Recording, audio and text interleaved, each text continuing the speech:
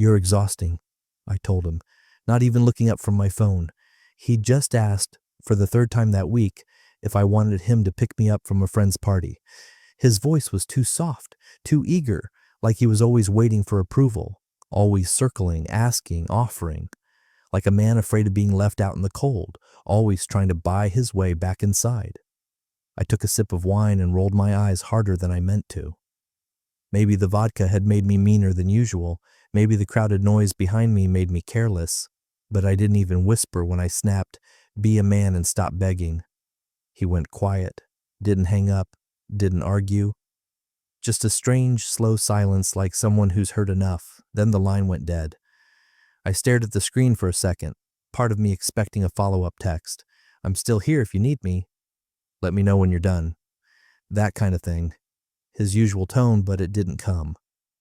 When I got home later that night, the house smelled like garlic and butter. He'd cooked, alone apparently. The table was cleared, no note, no waiting plate, just a single fork drying by the sink. I kicked off my heels, louder than needed. He was in bed already, facing the wall, his breathing even. "Hey," I tried. No answer. He wasn't sulking, he wasn't punishing. He was just still. If you're still listening and any of this feels uncomfortably familiar, hit like and subscribe. Most people just listen in silence, but that one click tells the team these stories matter. The next few days felt off. Not in a dramatic way. He wasn't stomping or avoiding me. He still got up first, made coffee, still fixed the drawer that stuck in the hallway, still did the grocery run, but there was a void behind it all, like a man playing a role with no lines left to speak. He didn't ask if I wanted almond milk or oat, didn't check if I was out of Advil, didn't reach for my hand on the couch. He was still there physically, but emotionally, it felt like someone had drawn a chalk outline of him on our life, and the real man had quietly stepped out of it. The weird part? I didn't miss the attention right away. At first, I liked the space, the quiet. I told myself maybe he'd finally grown up, found a spine, that it was better this way, that we didn't need all that talking. But then Thursday came, and he made steak. Mine had always been medium rare. He didn't ask. He plated both the same, medium well. I didn't say anything, but that's when it hit me. He wasn't checking because he didn't care what I wanted anymore. He was moving through the house like a ghost who used to love me. Folding towels in silence, noticing things but not sharing them, watching movies but not reacting. Sleeping beside me but not near me. He used to pull me close in the middle of the night without a word. Now the space between us could have fit another person. The hardest part? He didn't look hurt or angry or even distant. He looked free, and for the first time since I married him, I felt a chill that had nothing to do with the room. At first, I thought he was just tired. That's what I told myself when he stopped asking about the girls' trip I'd mentioned or when he skipped our usual Sunday brunch with my parents. He said he had work to catch up on. I believed it, until I noticed the pattern. He wasn't catching up on work. He was extracting himself. Silently, cleanly, like a man moving out of a house that hadn't noticed the packing tape yet. His shirts no longer sat folded next to mine in the laundry basket. The smell of his aftershave used to linger in the bathroom long after he left for the day.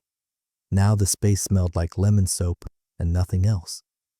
By the second week, I opened the hall drawer to grab a spare checkbook and found a small metal key had replaced where his documents used to be. Everything, his pension files, the trust papers, the tax returns, was gone, or rather, relocated. Locked away, it wasn't angry, it was clinical. I finally asked one evening after dinner, when the silence had dragged a little too long, "Are you mad at me?" He looked up from his plate, chicken, plain rice, no wine, and said without pause, "No, I'm just not offering what you've made clear you don't value." No heat, no sarcasm, just fact. I didn't know how to respond. The old version of him would have followed that with a plea, or at least a sigh. This man simply returned to his meal like he'd crossed something off a list. The next morning, the bed was made before I woke up, his sides smoothed flat as if he hadn't slept in it. I checked the driveway, his car was there, so was his coat. He hadn't left. He was just operating on a clock that no longer revolved around me. I watched him one afternoon fold receipts into labeled envelopes at the kitchen counter. April utilities, joint grocery, travel. He always did our accounting, but now it felt like he was building a wall of records I wasn't meant to climb. There was precision in it, a method I hadn't noticed before. I caught myself texting him a link to a concert downtown. Halfway through the message, I stopped. Why was I asking? He hadn't asked me about anything in 2 weeks. Not what I wanted for dinner, not if I was okay, not even where I'd gone when I stayed late on Tuesday. He wasn't punishing me. That's what made it worse. He wasn't playing games. He was living his life like I no longer needed to be consulted. And suddenly, the silence didn't feel like space. It felt like exile. I started staying out later. I told myself it was just to clear my head. Drinks with coworkers ran long. I lingered after dinners with friends. Some nights, I sat in my car just a block from the house, engine off, scrolling through nothing. I didn't want to go back to that eerie calm, to a husband who moved like smoke through rooms we used to fill with noise. When I finally walked in, he didn't look up. Not once did he ask, "Where were you?" I used to dream of that kind of freedom, but now that I had it, it felt like I'd fallen out of orbit, so I started testing. Left my phone face up on the nightstand, just close enough for him to see the name Ben light up once or twice. Made sure he heard me laughing too hard at messages I didn't explain. I spoke louder on calls that didn't require volume. Threw around names he didn't recognize. Maybe he'd bite, maybe he'd feel something. He didn't. He never once touched the phone, never asked who, never even glanced. That silence began to press down on me harder than any accusation would have.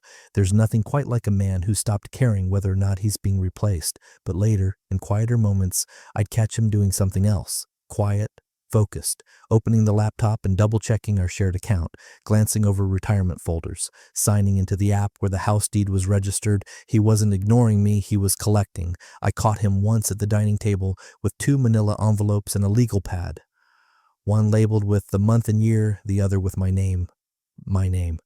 He closed the folder when I walked in, but not in a guilty way, just calmly, like a man who didn't owe me the contents anymore. I tried to recover ground. Started offering small openings. "How was your day? Do you need anything from the store?" He answered kindly, always. But with that same tone I'd once used when talking to waiters, polite, functional, distant. I checked our accounts myself. His spending hadn't changed, but the transfers were deliberate now. Small amounts shifted into accounts I didn't know existed last year. He wasn't hiding, he was preparing.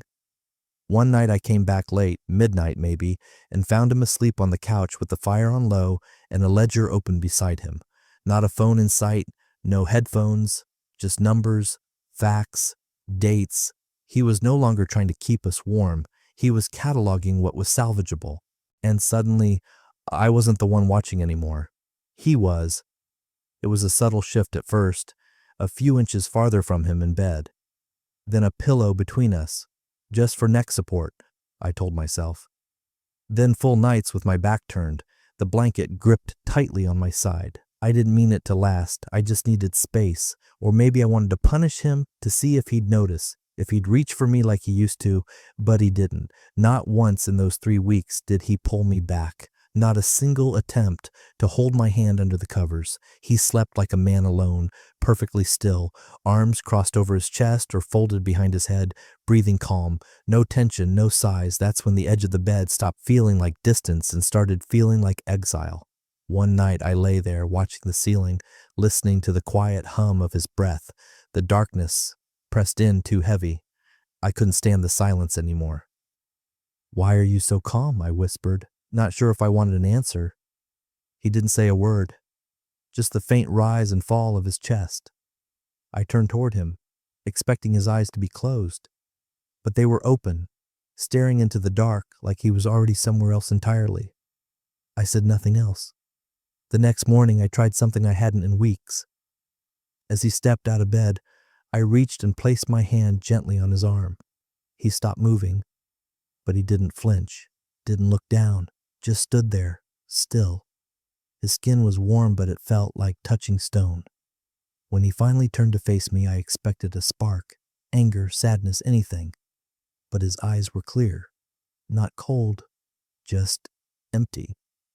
It was the kind of emptiness that doesn't come from rage, but from release, like someone who's already grieved what they lost and buried it without telling you. and I opened my mouth to speak but forgot what I was going to say. That day, I watched him differently, how he folded his clothes, how he poured his coffee, how he answered emails without pausing. He was present in the house but no longer inside us, like he'd stepped out of the story and was just watching it end on mute. I passed a mirror that afternoon and stopped. There was a tiredness in my own face I hadn't noticed. Not from work, not from arguments, from fear, not fear of him, but fear of what happens when a man you once called soft, once dismissed as too careful, goes still, because stillness isn't weakness, it's preparation, and something inside me knew he wasn't waiting anymore. I was the one who said therapy. We were folding laundry in silence. I was folding. He was sorting receipts at the kitchen table again, that same manila folder at his side. I said it casually, trying not to sound desperate. Maybe we could talk to someone, together. He didn't even look up, just nodded once. Sure. Not eager, not dismissive, just agreeable. Like I'd asked if he wanted to pick up milk on the way home. The first session was quiet, too quiet. I expected him to vent, to finally let it all out. Instead, he answered every question directly, almost gently. He didn't accuse me of anything. He didn't paint me as the villain. That almost made it worse, because what he did say was harder. I stopped trying, he told the therapist, when trying started to feel like begging. The woman gave me a sympathetic look. I hated that look. The second session, I did most of the talking. I listed off moments where I felt overlooked, how he used to second-guess himself, how I felt smothered. I needed room, I said. I needed a partner, not a shadow. He didn't flinch. He didn't interrupt. When she asked him to respond, he just said, I heard her then. I understand her now. That's why I stepped back. The third session, I cried. I didn't plan to. But the silence between us had grown so vast, and the way he sat across from me, shoulders square, hands relaxed, eyes calm, felt like sitting across from a stranger in my husband's clothes. I kept waiting for a slip, a crack, for him to say something out of anger, but nothing came. Not once did he raise his voice, not even when I admitted I'd gone through his email, or when I said I wasn't sure I still knew what us was supposed to look like. He just nodded slowly. I don't know either, he said, but I know what I won't return to. Session 4 was the one that broke me. The therapist asked, what do you want from each other right now? I didn't have an answer. I just looked at him and said it like a confession. I don't know who you are anymore. He tilted his head slightly, almost kindly. Neither do I, he said. But then he added, so quietly, the room had to lean in to hear it. And I like the man I'm becoming. That line stayed with me longer than anything else, because he meant it, because he wasn't saying it for effect. He wasn't trying to guilt me. He wasn't trying to win. He was simply observing the truth of it. Like a man describing the sky, that was the still frame, the moment frozen in time. Me, eyes red, fists clenched in my lap. Him, calm, clear, unreachable. It hit me then. He didn't come to therapy to fix us. He came to witness the end with grace. It was my idea. I called it a reset weekend, said it like it was a playful solution to a rough patch, something couples did to reconnect. No therapy, no heavy talks, I offered, just us, somewhere quiet. He agreed, no hesitation, no questions about budget or time, just a simple, okay. He even booked the hotel, picked the one by the lake with the fireplace and those high-backed armchairs I always said made me feel small in a good way. I should have been relieved, but something about how quickly he agreed unsettled me. It felt less like he was coming with me and more like he was giving me something. A final chance to prove there was anything left. I packed carefully. The black dress he used to pause at when I wore it, the perfume he once called home. I told myself I'd remind him of who we were, of the woman he once waited up for, of the way he used to kiss the back of my neck when I pretended to sleep. When we arrived, he opened my door, carried my bag, checked in. Every gesture smooth, respectful, but not intimate, like a man hosting a guest, not meeting a lover. And at dinner, I reached across the table. Our hands touched. He didn't pull away, but he didn't squeeze back either. His fingers were warm, steady, still. We talked. Or rather, I talked. I told stories from when we first met. I laughed a little too brightly, asked him questions I already knew the answers to. He answered kindly, but none of his words reached me. Later, in the hotel room, I stood in front of the mirror and slowly unzipped the dress.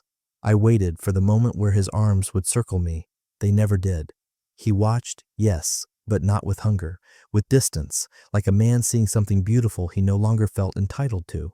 We got into bed. I curled toward him, let my hand rest on his chest. He didn't stop me, but when I kissed him softly, the way I used to when I wanted him to forget the fights, we didn't meet halfway. He accepted the kiss like a letter addressed to the wrong house. I fell asleep eventually. Or maybe I just drifted into a haze, my hand still on his chest, as if holding him there might undo the miles I'd let stretch between us. At some point in the early hours, I felt him rise. He stood by the window for a long time, then turned back and looked at me. I kept my eyes shut. I heard him walk over, stop by the edge of the bed, and then I heard it, barely a whisper, but it cut through the quiet like glass. "You buried us the day you called silent strength." I didn't move. I didn't breathe. He returned to bed, faced the other way. I lay there staring at the ceiling, every word replaying louder in my mind than when he'd said it. He didn't touch me the next morning, but for the first time I felt exactly how far I'd fallen behind. I started with small things. A shirt he once said looked good on me, still folded neatly in the closet. I wore it on a Wednesday when I knew he'd be working from home. He said nothing. Then I left a photo, one from our trip to Maine, on the kitchen counter. Us at sunset, wind in my hair, his arm around me. I tucked a note behind it. We laughed so much that day. He moved the photo to the bookshelf without a word. I bought him new cufflinks, the kind he used to glance at in the store but never buy, had them engraved with his initials, left them in a small velvet box on his dresser. He put them on the next day, but never mentioned them. No smile, no thank you note, no sarcastic little jab, just silence, not icy, not rude, just acknowledgement without warmth. It broke something in me I didn't realize was still fragile. So I started digging. I called his sister, pretended it was casual, asked how she was, how her kids were, then slid in the question like it was harmless. "Is he seeing anyone?" She paused. Too long. "No," she said finally. "He's just different now." Different how? She didn't elaborate, and I didn't press, because the shame was already rising in my throat. I checked our bank statements. Not obsessively at first, just curious. But the pattern was obvious. Predictable transfers, steady, methodical. Nothing erratic, nothing to confront, which somehow made it worse.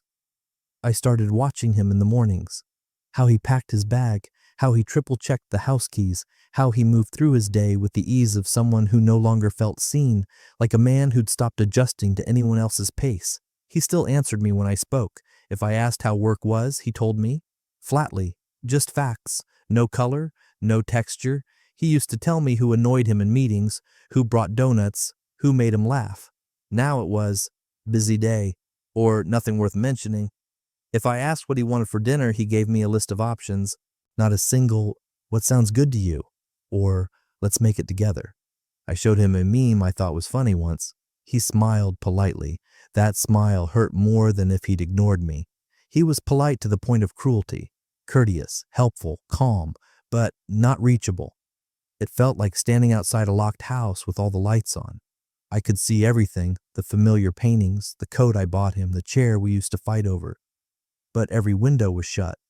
Every door bolted from the inside. He hadn't shut me out in anger. He'd just left emotionally and taken the key with him, and now I was the one on the outside, cold, watching, wondering how I'd ever called that house mine. He said it like he was mentioning the weather.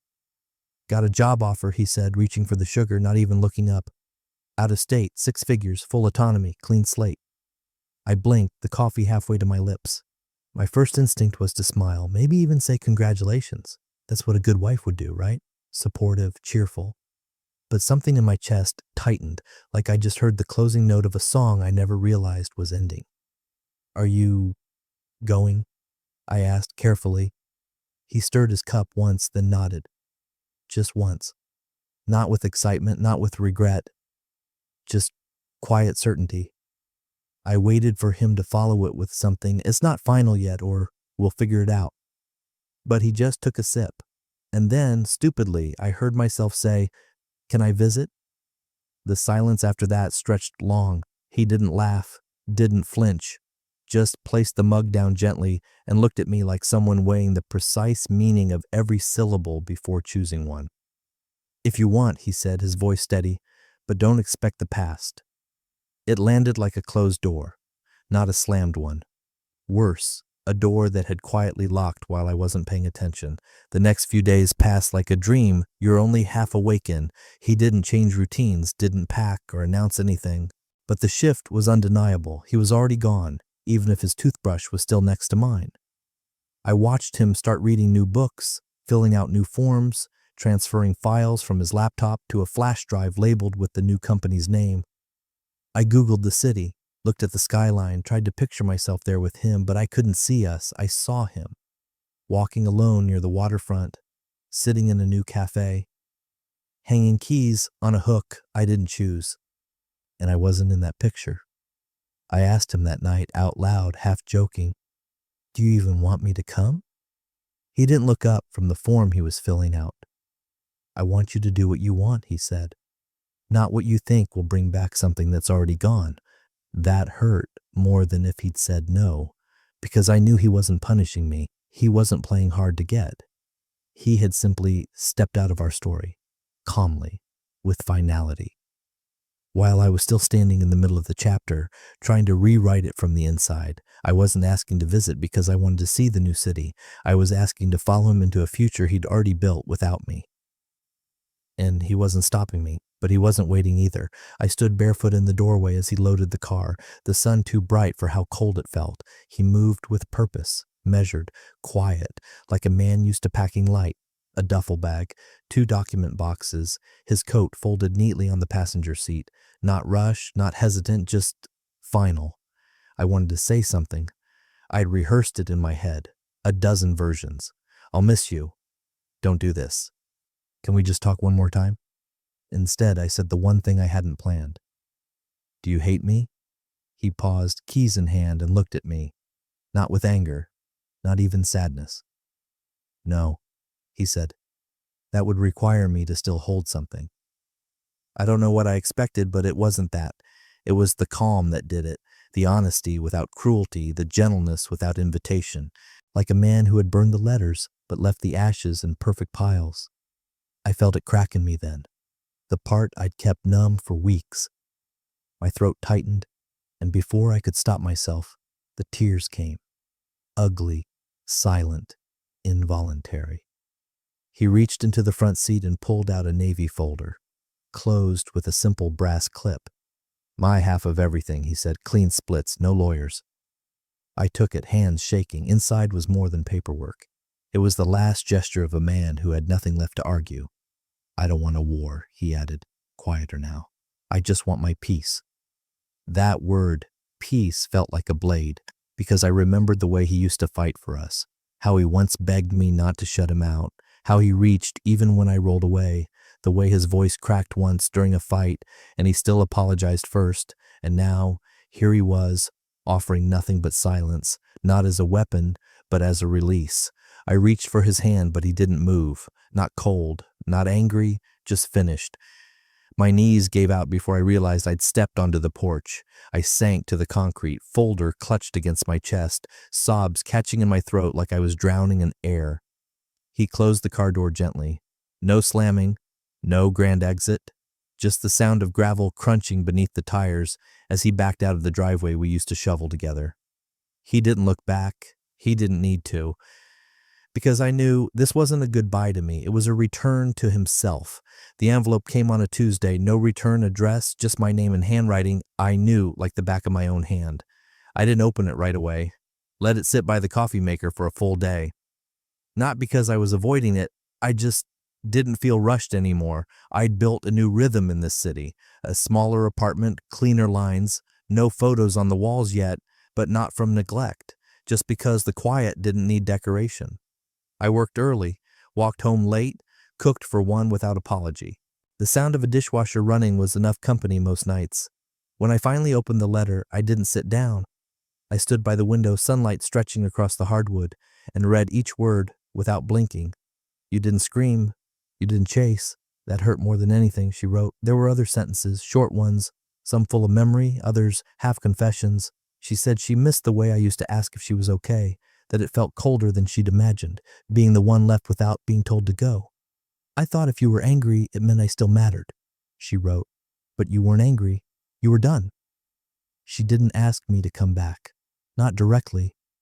But the space between her lines was thick with hope, a hope that maybe I'd remember something tender and reach. I didn't. I folded the letter once neatly and slid it into the back of the drawer where I kept the deed to my place, my passport, and a spare set of keys. Then I went to the kitchen, poured a glass of water, and opened the window. Outside, the air smelled like rain, even though the sky was clear. That night, I slept deeply, the kind of sleep you only get when no one beside you is turning away or holding back tears in the dark. No whispers, no edge of the bed tension, just breath, even and mine. Sometimes silence is mistaken for surrender, for weakness, for cowardice. But she knew now.